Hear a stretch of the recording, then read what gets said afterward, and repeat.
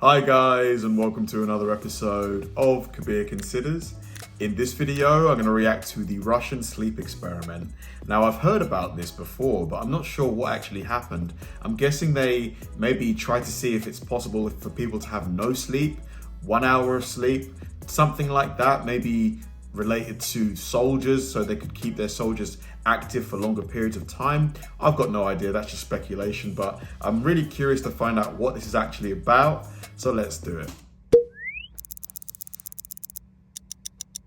Welcome to a new Draw My Life video. Welcome to a new Scary Tuesday.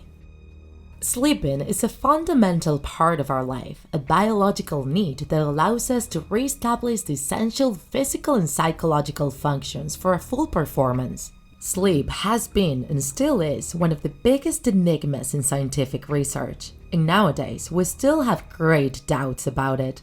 Throughout history, science has always tried to solve the mysteries behind sleep. Today, we're gonna tell you about one of those tries. During the late 40s, after the end of World War II, people say there was a group of scientists that carried out a dark and cruel research about sleep, known as the Russian sleep experiment. We're gonna tell you about it today. They were trying out a new experimental gas, which was supposed to eradicate humans' need to sleep. In order to try it, researchers kept 5 people awake for 15 days using an airborne stimulant. The subjects they were experimenting with were political prisoners. They were locked in a sealed chamber where the researchers could monitor them. The room was full of books. There were blankets but no beds, water, a toilet, and big quantities of smoked food. There were microphones and an opaque window to collect the results. The prisoners were fine for the first 5 days, talking to each other, relaxed. The fact that they stayed awake for 5 days, to be honest, is incredible. Like, I've stayed awake for 2 days before, and by the end of it, I couldn't. Every few seconds, I'd be nodding asleep. Researchers had promised they'd be released after the experiment.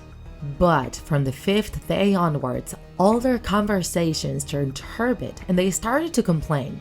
The subjects started to suspect one another and act in a strange way. Researchers considered their behavior was a result of the experimental gas.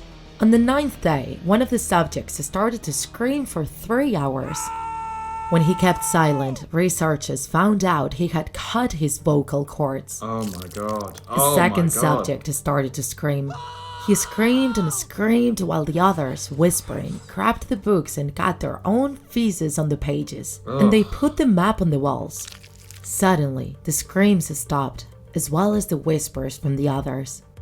3 days later, the researchers, since they couldn't hear anything, decided to check the microphones and see if they were working. They were totally fine. They decided to do something unplanned. They told them they were gonna open the room. They threatened them, saying they'd shoot if they tried to do anything, and they promised they'd free one of them if they followed their orders. But to their surprise, they heard a calm answer: "We no longer want to be freed." In the end, they decided to open the door on the 15th day at midnight. The researchers went into the room. The subjects were screaming desperately, and only 4 of them were still alive. They saw, terrified, that the subjects had a great part of their muscles and skin pulled out of their bodies. They had pulled out their own skin and eaten it. This is sick. This is sick. I mean, I understand that we need to do experiments for the betterment of science and human understanding, but this is messed up, man. When they tried to take them out of the room, they refused to do it and asked to have the experimental gas running again. One of the subjects got hurt during the fight and ended up bleeding to death.